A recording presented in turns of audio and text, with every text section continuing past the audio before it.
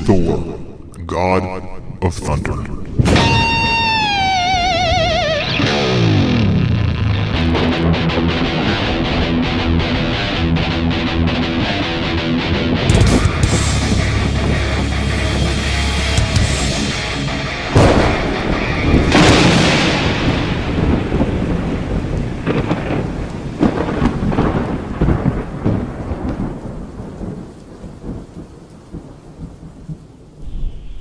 Many millions from now, on a ruined world once known as Earth.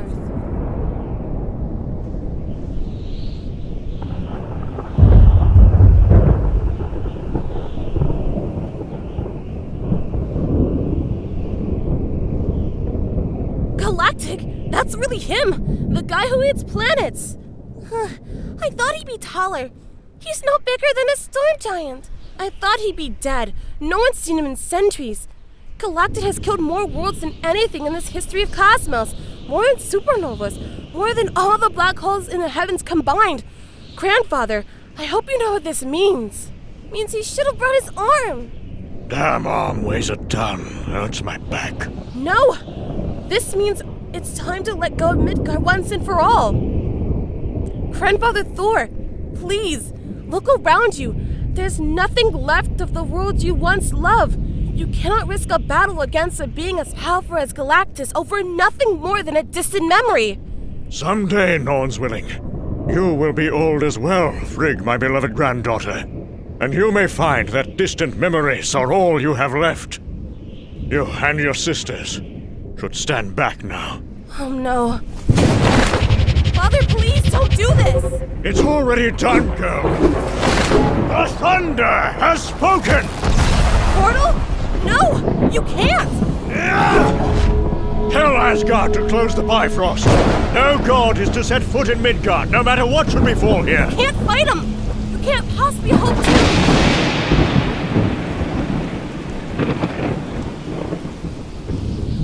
Whoever said I was going to fight him? Can't fight Galactus with one arm and no hammer. But I can die. That I can still do. Always knew this old rock would be the death of me. The prophecies were right about that, at least. Just never imagined it would take so blasted long. Ho! Devourer of worlds! Before thou makest thyself too comfortable, the King of Asgard would have words with thee!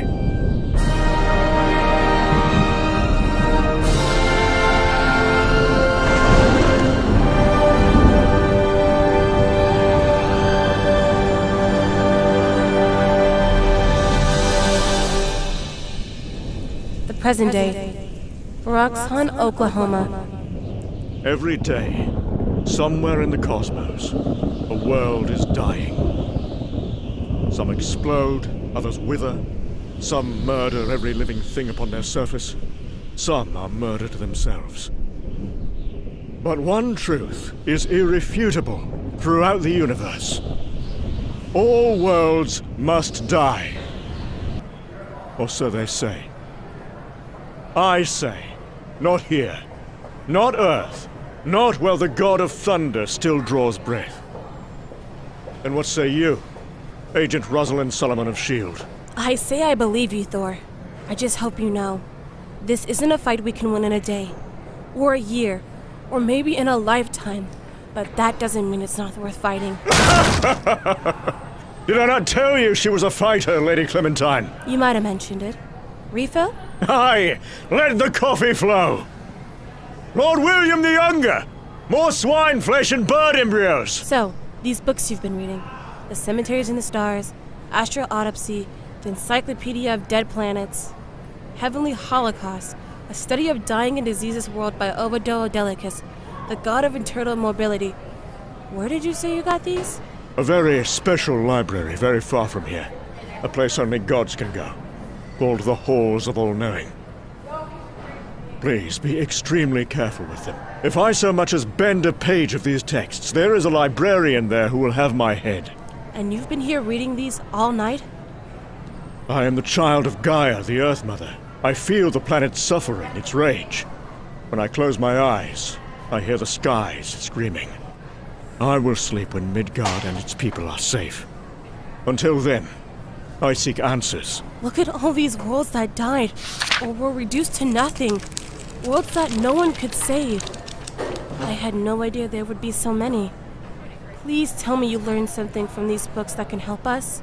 I have learned that we must make haste. Companies like Roxxon are harming the Earth as we speak, are they not?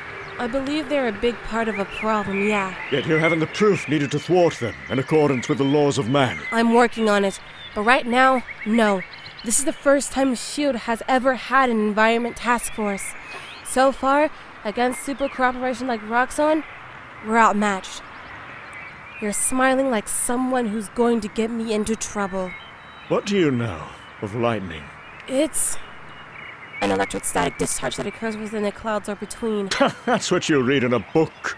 What do you know of how it feels? How it feels to stand inside a thundercloud, to hurl super bolts so powerful they can be seen from space, to feel the crackle of spiral lightning in the palm of your hand. Spiral lightning? That's not a real thing. Perhaps not yet, it isn't. You have the knowledge. I have the storms.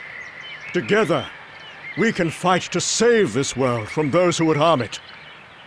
What say you, Agent Solomon of S.H.I.E.L.D.? I say, I still don't understand exactly what you're asking of me. Then come, let me show you. Let me show you how it feels to stand inside the storm. Let me show you how the God of Thunder makes war. Oh, okay then. Soon after the skies above South America. This is it. It's directly below us. God, you smell the sea here.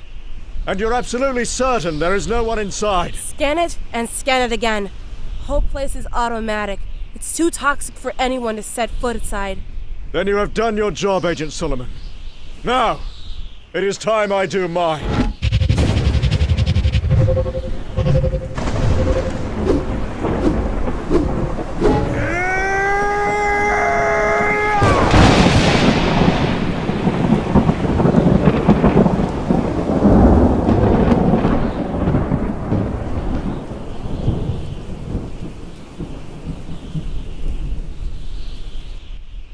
Mr. Agar, I regret to report that sometime this afternoon there was an incident at our atmospheric treatment facility in San Diablo. Roxxon Island. In short, it's no longer there.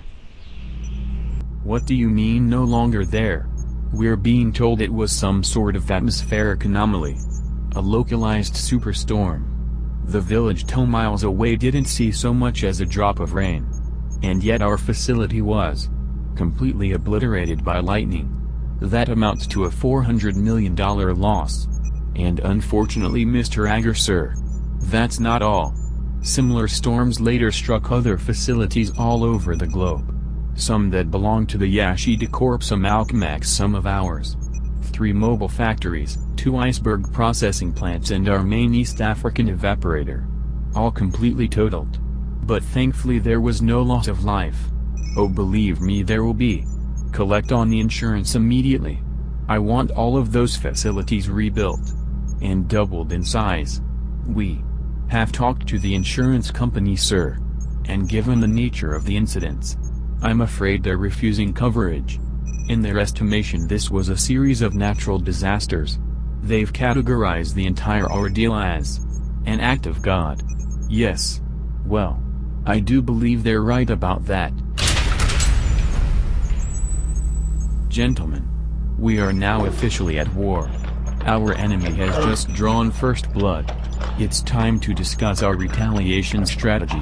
I want to hear your best ideas. Don't all speak at once. Sir, what is this room? This is Lab 487. This is where we engineer eating machines. We're all aware of our planetary food redistribution program. Phase 1 involved multiple accidental chemical leaks and oil spills, which managed to kill untold millions of sea creatures. Phase 2 was the introduction of invasive plant and animal species to various ecosystems around the globe.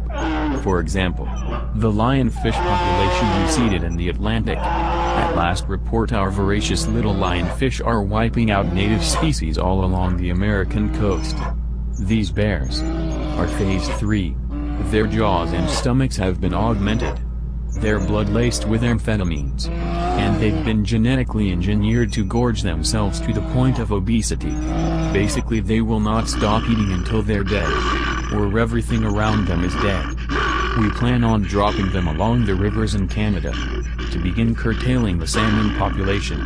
I'd say the day is coming very soon, gentlemen, when every fish sold on the planet comes not from the sea but from a Roxxon hatchery. See, this is what I mean by great ideas.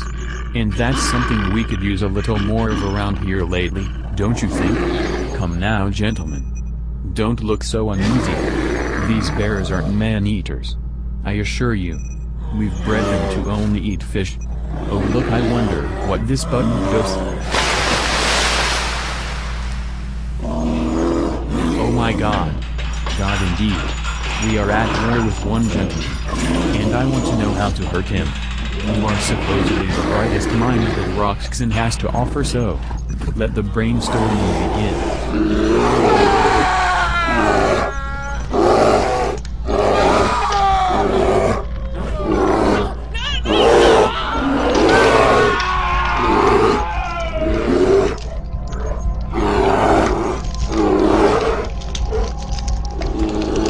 No, I'm not hearing any ideas, gentlemen. Just sounds to me like an awful lot of screaming. Hear those screams, boy. Tell me, can you guess which one's your mother and which is your father? I don't like screaming. I believe we've discussed this. You all know it tends to make me. Mr. Hager. I have an idea, sir. I know how to hurt Thor. Just please.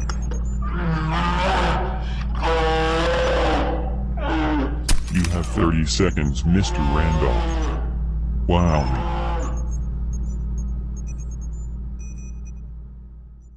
Many millenniums from now. Oh, damn my beard. Should have flown over here before I set the blasted hammer away. Galactus! I know you can hear me, you bastard! Stop being rude! You have climbed all this way for nothing, Thor of Asgard. Unless you came to watch the Earth die. You know I cannot allow that. Then you shall die as well. I did not come here to fight. As you can see, I am rather unarmed. I came to talk. Talk all you like. It shall not disturb my meal. The Earth is already half dead. Why would you want to eat a world such as this? Why would you want to defend it? Because it saved me more times than I can count. And I haven't saved it nearly enough. It has defied me more times than I can count. And no matter its current condition, I assure you, the taste of it shall be sweet. I have traveled the cosmos for millions of eons, and ended more worlds than there are numbers to count. Among all those planets, only one, only this tiny, unspectacular speck of mud ever dared deny my right to destroy it. This wretched, arrogant Earth that imagined itself so precious, so supremely important, Now, look what man hath made of the meagerness he was given. Not so very precious after all, it would seem. They never are. Once the space waves were teeming with life, with worlds far more grand and vibrant than the Earth ever dreamed it could be. But now this universe is old and dying. The worlds are far too few, and my hunger far too great. All worlds must die. This we know, and thus Earth's time has come at last. Aye, the Earth may be naught but ruins and ghosts, but it still has a god, and he still says thee nay. I see barely half a god, and he should go back to Asgard and hope that the Earth is enough to sate my hunger. Time is short for each of us, Thor. This you should know, for everything that is. Someday, very soon, we will all die, hungry and alone. But for today, gods be damned. Galactus will feast.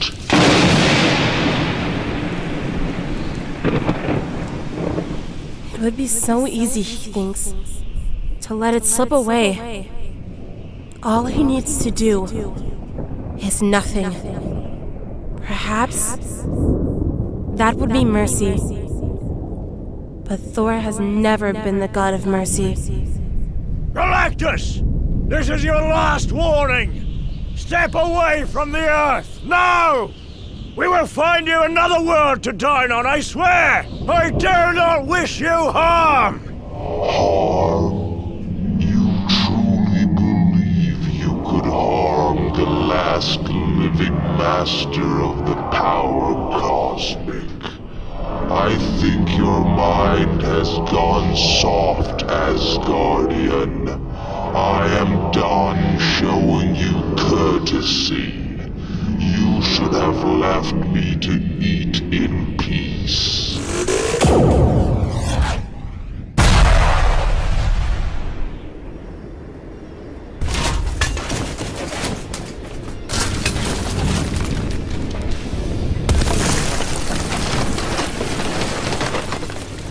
And you should have killed me when you had the chance!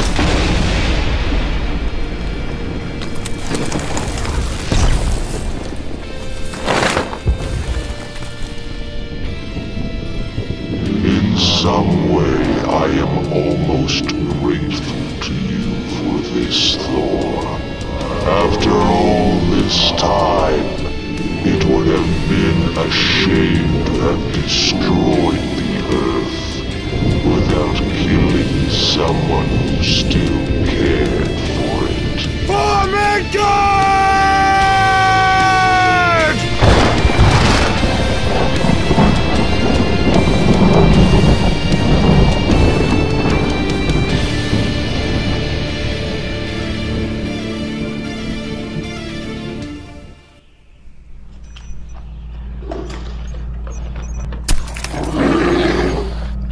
Well done, Mr. Randolph. I like this idea. Consider yourself promoted to Vice President in charge of anti-deity operations. Now please, I'm dying to hear more. Tell me all about this place called Broxton. To be continued.